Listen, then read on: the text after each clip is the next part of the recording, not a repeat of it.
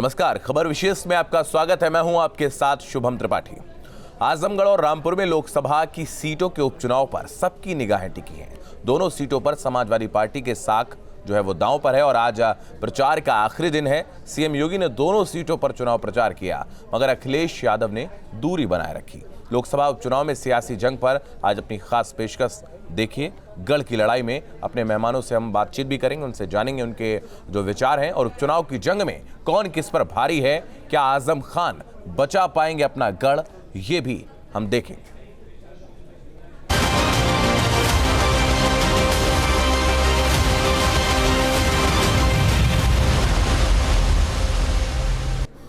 तो बड़ी खबर आपको बता दें, रामपुर में सीएम योगी ने जनसभा की है। समाजवादी पार्टी पर साधा निशाना। कुछ लोगों ने रामपुर की धरोहर नष्ट की है, ऐसा मुख्यमंत्री ने कहा है।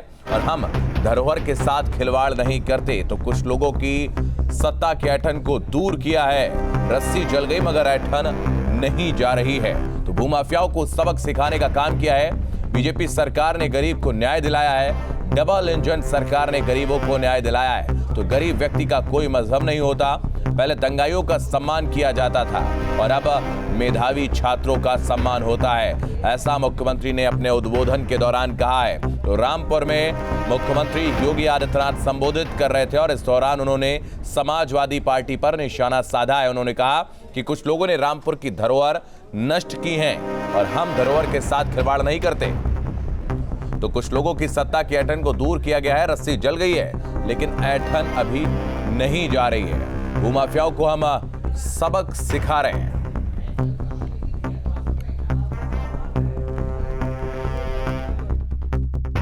जो भूमाफिया यहाँ के गरीबों का, यहाँ के दलितों का, यहाँ के कमजोर लोगों का, यहाँ के व्यापारियों का, यहाँ के वाल्मीकि समुदाय की जमीनों पर जबरन कब्जा करके सत्ता की ऐंठन से उन्हें दबाना चाहते थे।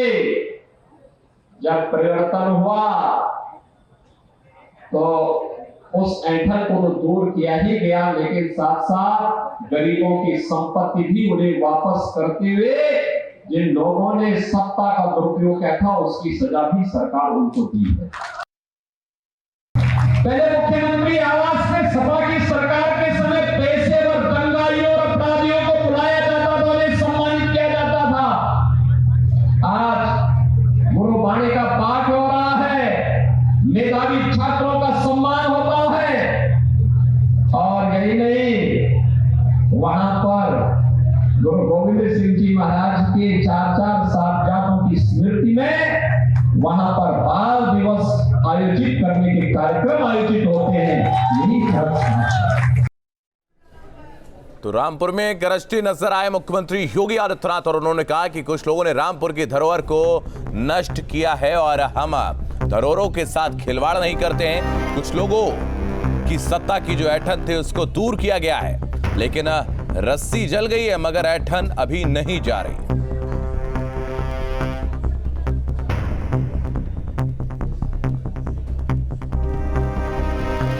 लोगों ने रामपुर की धरोहर को नष्ट करना अपना जन्मसिद्ध अधिकार समझ लिया था, लेकिन विरासत का संरक्षण करने वाली भारतीय जनता पार्टी की डबल इंजन की सरकार ने कहा है कि हम धरोहर को नष्ट नहीं होने देंगे।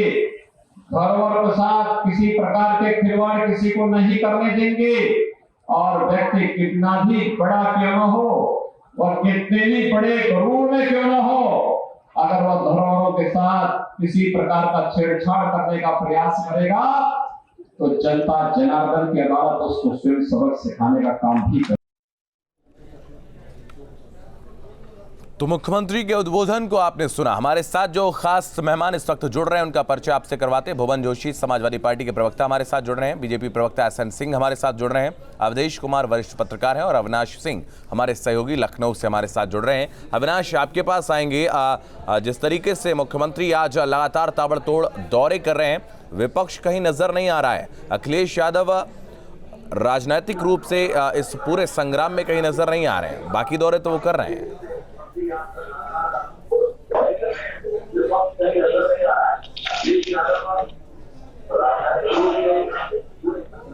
वहाँ देख अविनाश, सुन पा रहे हैं आप? अविनाश, आवाज मिल रही है आपको? चलिए, उनसे संपर्क नहीं हो पा रहा, जब जुड़ने की कोशिश करेंगे अविनाश से। उससे पहले अवधेश जी हमारे साथ लगातार बने। अवधेश जी, आपके पास आएंगे। मुख्यमंत्री योगी आदित्यनाथ रामपुर जाते हैं, आजमगढ़ जाते हैं और लगातार जो उनके तीखे बाण हैं विपक्ष के खिलाफ, विपक्ष की जो नीतियां रही हैं उनके खिलाफ, तो वो लगातार बरस रहे हैं, लेकिन विपक्ष नजर नहीं आ रहा है। देखिए, रामपुर और आजमगढ़ योगी आदित्यनाथ और भारतीय जनता पार्टी के लिए विशेष दृष्टि से महत्व का था। आप जानते हैं कि आजमगढ़ को पूरे भारत में भारतीय जनता पार्टी और यहां तक कि अनेक सिक्योरिटी एजेंसियों ने भी आतंकवाद के एक बड़े केंद्र के रूप में चिन्हित किया था। यद्यपि पूरा आजमगढ़ आतंकवादी नहीं था, लेकिन वहां से भारत के कई बड़े हमलों में जो इंडियन मुजाहिदीन थे वो आजमगढ़ से ही आते थे। और रामपुर जानते हैं आपकी आजम खान का केंद्र था, और आजम खान जी की भले वो मंत्री रहे हो, बड़े नेता रहे हो, जो कुछ भी उन्होंने वहां किया है अपना अस्तित्व बढ़ाने और उसको शक्तिशाली बनाने के लिए, तो इन दोनों को केंद्र बनाकर एक प्रतीक बनाकर जो योगी सरकार ने हमला किया, दोनों जगह जो कार्रवाइयां की है, इन दोनों जगह भले पूर्व में उसको चुनाव में लाभ नहीं मिला हो, लेकिन उसका लाभ उत्तर प्रदेश में मिला है। और लोकसभा चुनाव के दौरान वहां की प्रतिक्रिया दूसरे राज्यों में हुई और उसका भी लाभ मिला है। इसलिए योगी आदित्यनाथ इस समय जो कुछ कह रहे थे रामपुर की संस्कृति और धरोहर के बारे में नष्ट हुआ, उसमें बहुत हद तक सच्चाई है। उसमें हिंदू धरोहर भी है, इस्लामिक धरोहर भी है जी। आजम खान जी ने अपने वर्चस्व के कारण वहां के धरोहर और संस्कृति को अपने अनुसार बदलने, परिणत करने, अपने मन माफिक बनाने की पूरी कोशिश की और उसमें वो सफल रहे हैं, तो स्वाभाविक है। और ये दोनों केंद्र इस समय भी समाजवादी पार्टी का एक बड़ा केंद्र है। अगर इसमें थोड़ा भी धक्का लगता है तो भविष्य के लिए समाजवादी पार्टी के अपने अस्तित्व का खतरा पैदा हो सकता है। इस दृष्टि से चुनाव में किसी की जीत हार हो, लेकिन भाजपा के इन दोनों क्षेत्रों में लड़ने और हमला करने का इस मायने में व्यापक महत्व है कि इसकी राजनीति की जो गूंज है वो बड़ी दूर तक जाएगी। बिल्कुल, उस गूंज का इंतजार जो है वो बीजेपी कर रही है। वापस आपके पास आएंगे अविनाश, हमारे सहयोगी लगातार हमारे साथ बने हैं। अविनाश, सुन पा रहे हैं आप? जी बिल्कुल। बिल्कुल, जिस तरीके से अगर हम देखें तो योगी आदित्यनाथ आजमगढ़ गए, रामपुर गए और लगातार चुनाव प्रचार जारी है। अखिलेश यादव की अगर हम बात करें तो प्रचार करते कहीं नजर नहीं आ रहे हैं। बाकी कार्यकर्ताओं के यहाँ तो दौरे लगा रहे हैं, माफियाओं के यहाँ दौरे लगा रहे हैं।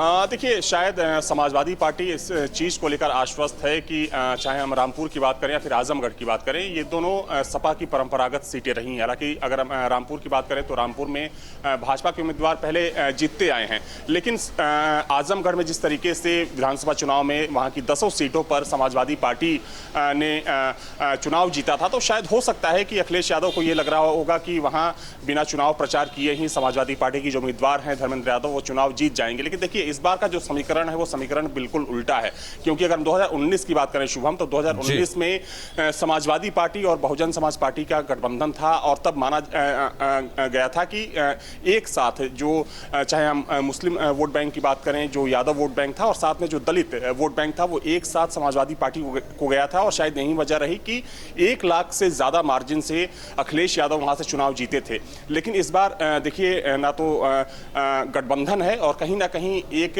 कह सकते हैं कि जो एक बढ़त है भारतीय जनता पार्टी को वहां पर दिख रही है, क्योंकि गुड्डू जमाली जो मुबारकपुर से कई बार विधायक रह चुके हैं, वो भी बहुजन समाज पार्टी के चुनाव चिन्ह पर वहां से चुनाव लड़ रहे हैं। और माना जा रहा है कि अगर गुड्डू जमाली मुस्लिम वोट बैंक में सेंध करते हैं तो उससे सपा को एक अच्छा खासा नुकसान हो सकता है और वैसे में भारतीय जनता पार्टी को वहां पर बढ़त मिल सकती है। रामपुर की बात करें तो देखिए, रामपुर अगर शहर की बात करें तो निश्चित तौर पर रामपुर शहर में जो मुस्लिम वोटों की संख्या है वो ज्यादा है, लेकिन अगर आप ग्रामीण क्षेत्रों में जाते हैं तो कहीं ना कहीं जो हिंदू वोट हैं वो भी एक मुश्त भारतीय जनता पार्टी को मिलते आए हैं। तो क्या वजह है कि अखिलेश यादव फैक्टर और लगातार जो चल रहा है निश्चित है कि वो नहीं जा रहे हैं। धर्मेंद्र यादव को बदायूं से, चूंकि वो पहले सांसद हुआ करते थे, वहां चुनाव हारे, तो बाहरी भी बता रहे हैं, निरोवा लगातार इसको लेकर सवाल उठाते रहे। मैं वापस अविनाश आपके पास आऊंगा। एसएन सिंह हमारे साथ बीजेपी प्रवक्ता जुड़े हैं, लगातार पहले भी कई बार बात होती रही। एसएन सिंह साहब, आपसे सवाल यही है कि जिस तरीके से दिनेश लाल यादव को एक बार फिर से प्रत्याशी बनाया गया है, चुनाव वहां पर वो पहले हारे हैं, तो क्या लगता है कि जो गढ़ कहा जाता है समाजवादी पार्टी का, वहां पर आप विधानसभा में सीट नहीं जीत पाते हैं, लोकसभा में तो आप हारे ही हैं, तो क्या लगता है गढ़ को भेद पाएंगे इस बार? देखिए, रामपुर और आजमगढ़ दोनों से भारी मार्जिन से भारतीय जनता पार्टी जीतने जा रही है। क्योंकि आप देखिए, एक तरफ जनता का प्यार है, आशीर्वाद है, दूसरी तरफ अंधकार और हाहाकार है। भारतीय जनता पार्टी की जो डबल इंजन की सरकार है और जो विकासवादी हम कार्य कर रहे हैं, इसके नाते भी लोगों का मन बदला है। और मैं तो चुनाव प्रचार में 2 दिन अभी था, कल मैं वहां से वापस आया। वहां लोग कह रहे हैं कि भाई सैफई के यादव से थोड़े ना आजमगढ़ का भला होना है हर बार, और इतना ही अखिलेश यादव जी को आजमगढ़ से प्यार था तो वो तो सांसद थे ही, हम लोग तो उनको सांसद चुने ही थे, वो छोड़ के क्यों गए? इस नाते भी वहां के लोग बहुत ही नाराज हैं। और इस बार भारतीय जनता पार्टी एक भारी बहुमत से, भारी मार्जिन से आजमगढ़ का चुनाव जीतने जा रही है। रही बात रामपुर की, तो रामपुर में देखिए 1977 में भारतीय जनता पार्टी के उम्मीदवार जीते, 91 में बीजेपी के उम्मीदवार जीते हैं नकवी साहब, 98 में जीते हैं, 2014 में नेपाल सिंह साहब जीते हैं, और उस समय में भी आजम खान साहब थे। क्योंकि आजम खान साहब जिस तरह के बयान देते हैं, और अभी हमारे एक पत्रकार बंधु कह रहे थे कि वो अपने वर्चस्व को कायम रखने के लिए किसी हद तक जा सकते हैं, वो तो एक भद्र महिला को तवायफ कहते हैं। तो जब इस तरह की आप बात करते हैं, जनता आपसे नफरत करने लगती है। एक विकल्प नहीं था, आज एक बहुत बड़ा विकल्प भारतीय जनता पार्टी के रूप में दोनों जगह पे है। क्योंकि जनता ये जान रही है कि ये जो है बाई इलेक्शन है, ये इलेक्शन सरकार के पक्ष में अगर करते हैं तो निश्चित तौर पे एक बड़ा विकास आजमगढ़ और रामपुर में होगा। हालांकि बिना भेदभाव के भारतीय जनता पार्टी सभी धर्म, सभी क्षेत्र, सभी वर्गों का विकास करती है। फिर भी वहां की जनता ये मान रही है, जान रही है, अगर पूरे प्रदेश का विकास हो रहा है तो आजमगढ़ और रामपुर क्यों उससे अछूता रहेगा। और इसी विकास के कारण आज दिनेश लाल निरहुआ के ऊपर जो प्यार बरसा रही है, आप देखिएगा कि किस तरह से आजमगढ़ में एक बार कमल खिल जा रहा है। ठीक है, वापस आपके पास आएंगे एस एन सिंह साहब। भुवन जोशी साहब हमारे साथ जुड़े हैं। सबसे अंत में चूंकि आपके पास आ रहा हूं, क्योंकि ज़्यादा सवाल जो है वो आपके ऊपर केंद्रित रहे हैं, जवाब अब आपसे चाहेंगे। भुवन जी, सवाल यही है कि मुख्यमंत्री को आपने देखा लगातार ताबड़तोड़ दौरे कर रहे हैं, आजमगढ़ जा रहे हैं, रामपुर जा रहे हैं, पूरी टीम, तमाम मंत्रीगण जो है वो वहाँ पर जा रहे हैं, प्रचार कर रहे हैं। बड़ा आश्वस्त से आप लोग नज़र आ रहे हैं कि वहाँ तो हमारा गढ़ है, हम तो जीतते ही रहे हैं। क्या कुछ नज़र आ रहा है? अब माफियाओं के घर पर जा रहे हैं अखिलेश यादव, आज ही एक ऐसे माफिया के घर पर जा रहे हैं जहाँ पर जिसका अभी उसके ऊपर कार्रवाई हुई है, अवैध संपत्ति को तोड़ा गया, उसके घर पर सहानुभूति देने जा रहे हैं। क्या करने जा रहे हैं? देखिए, पहले तो मैं कहना चाहता हूँ आपके चैनल के माध्यम से, रामपुर और आजमगढ़ को हम सीट ही नहीं मानते, इनसे हमारा एक भावनात्मक लगाव है। क्योंकि समाजवादी आंदोलन को जब गति देने का काम था वो रामपुर की जनता ने और आजम की जनता ने बहुत कराया। और अभी आप देखेंगे जो नया चुनाव हुआ है 2022 का, भारतीय जनता पार्टी को पैदल करने का काम किया। क्योंकि इनकी विभाजनकारी नीतियों को और इनके जो जाति विशेष के, धर्म विशेष को लेकर जो टारगेट करते हैं, उस नीति को आजमगढ़ और रामपुर की जनता भली भांति जानते हैं। और मैं कहना चाहता हूँ, माननीय अखिलेश यादव जी अपना परिवार मानते हैं और परिवार में पूरा विश्वास होता है। मैं आपके चैनल में बहुत गंभीरता से इस चुनाव के परिणाम के बाद बैठूंगा और आप देखेंगे दोनों सीटों पर भारतीय जनता पार्टी की जमानत। नहीं, भुवन जी, आपने आजमगढ़ और रामपुर का जिक्र किया कि वहाँ पर समाजवादी जो है आंदोलन सबसे प्रखर रूप से निकल कर सामने आया है। बाकी जगहों पर भी बहुत सारे गढ़ आपके रहे हैं जो आज नेस्तनाबूद हो चुके हैं। क्या वहाँ वो गढ़ नहीं रहा है अब? और अगर वहाँ नहीं रहा तो यहाँ फिर कैसे बचा रह सकता है? क्या इसमें संशय नहीं है? देखिए, मैं कहना चाहता हूँ, आज आजमगढ़ का चुनाव है वो एक तरफा चुनाव है। लोग कह रहे हैं उत्तर प्रदेश में सेवा करने वाला और सदन में लगातार आवाज उठाने वाला व्यक्ति हमको चाहिए, या एक ऐसा व्यक्ति जो बॉम्बे चला जाएगा। और रामपुर की जनता ने भी तय कर लिया कि आजमगढ़ के आप देखेंगे वहां पर जो आजम खान साहब पर जो उन्होंने भारतीय जनता पार्टी के शासन काल में जिस तरह की जाति हुई है, उस अपमान का बदला लेने के लिए आप देखेंगे रामपुर की जनता तैयार है। मैं पूर्ण विश्वास होकर कहना चाह रहा हूँ, चुनाव का परिणाम आप देख लीजिएगा, दोनों जगह भारतीय जनता पार्टी की जमानत जब्त होगी। नहीं तो अखिलेश यादव क्यों नहीं कर रहे हैं प्रचार? मैं कहना चाहता हूँ राष्ट्रीय अध्यक्ष जी हाँ। अपने दोनों क्षेत्रों को अपना परिवार मानते हैं और परिवार में पूरा विश्वास। परिवार को छोड़ दिया जाता है क्या? अखिलेश यादव जी के को बहुत भुवन जी, परिवार को छोड़ा नहीं जाता है ना? उन्हें पूरा विश्वास है, क्योंकि ये चुनाव समाजवादी पार्टी नहीं लड़ रही है, ये चुनाव आजमगढ़ की और रामपुर की जनता लड़ रही है। वो किसान, वो युवाओं का हाल आप पूरे देश में देख रहे हैं। ये चुनाव युवाओं ने हाथ में ले लिया है, किसानों ने हाथ में ले लिया, जिन व्यापारियों में जीएसटी अभी तक समझ में नहीं आया उन्होंने हाथ लिया। अब ये चुनाव वहां का भारतीय जनता पार्टी वर्सेस जनता हो गया है। और आप देख लीजिएगा जब चुनाव का परिणाम आएगा तो आप कहेंगे जो उस आप सही कह रहे थे, और रिजल्ट आपको मैं आश्वस्त है पूर्णतः भारतीय जनता पार्टी का वहां पर आप देखेंगे जो आप सूर्यास्त होने जा रहे हैं। चलिए, अगर आप परिवार मानते हैं तो परिवार के मुखिया को आपको वहां जाना चाहिए था, उनसे बात करनी चाहिए थी। अखिलेश यादव दंगाइयों के यहाँ जा रहे हैं, माफियाओं के यहाँ जा रहे हैं, आज ही उनका दौरा माफिया के घर पर है जी। देखिए, लगातार हार के नाते अखिलेश जी घबरा गए हैं और सोच रहे हैं कि मैं न जाऊं और बाद में हार की जिम्मेदारी हमारे ऊपर न हो। हसन सिंह साहब, आ रहा हूं आपके पास में। कोई भी भारतीय जनता पार्टी का उत्पीड़न होता है और माननीय अखिलेश यादव जी जो कि उत्तर प्रदेश के बेटे हैं वो वहां पर जाते हैं और सबका हाल लेने का काम करते हैं, क्योंकि इनका काम है उत्पीड़न करना और हमारे नेता माननीय अखिलेश यादव जी भरम लगाने का काम करते हैं। आप ये भी बताइए कि जब एक जाति विशेष की बहनों के साथ पुलिस वालों ने जब अत्याचार करा तो कौन गया? तो वहां पर माननीय अखिलेश यादव जी गए। पूरे उत्तर प्रदेश का दौरा माननीय अखिलेश यादव जी कर रहे हैं। जहां जहां पर भी पीड़ा हो रही है माननीय अखिलेश यादव जी वहां पे भरम लगाने का काम कर रहे हैं।